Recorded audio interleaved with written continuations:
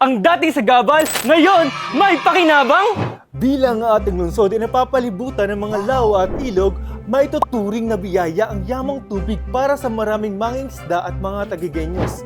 Gayunpaman, hindi lingid sa atin na ito rin ay nagsisilbing kalbaryo tuwing umuulan. Ang salarin ay ang sandamakmak na water lily na bumabara sa mga ilog at waterways.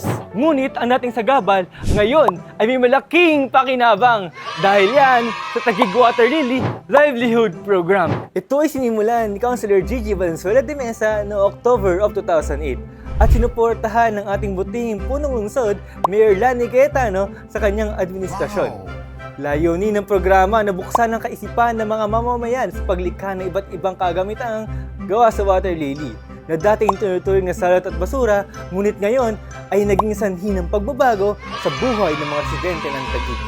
Nagbukas din ito ng pag-asa sa maraming kababaihan na magkaroon ng kabuhayan. Marami na ang natulungan at hanggang sa kasalukuyan ay patuloy ang pagkasagawa ng mga kasanayan upang mas mapalawig pa ito sa iba't ibang mga barangay dito sa ating probinsyudad. Magaganda at mga eco-friendly na accessories at handicrafts na gawa sa water lily. Ang ilan nga sa mga ito, mga fashion jewelry boxes, picture frames, handbags, home decors, flip-flops, and even an entire ladies formal ensemble. Sa katunayan ay may mga ilang Taguigenya beauty queens na ang nagsuot ng mga gowns at costumes na gawa sa water lily sa paglahok sa mga prestihiyosong patimpalak sa bansa. Suportahan po natin ang programang ito upang patuloy na makatulong tayo sa ating kalikasan at makapagbigay hanap buhay pa sa ating mga kapwa Taguigenyos.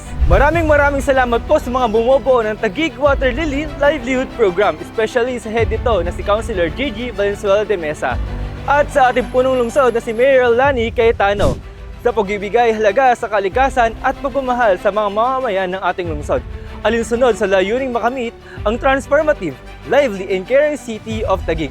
Saludo po kami sa inyo. Muli ako si Adrian, hanggang sa mga susunod po natin mga episodes dito lang sa Taguig Henyo!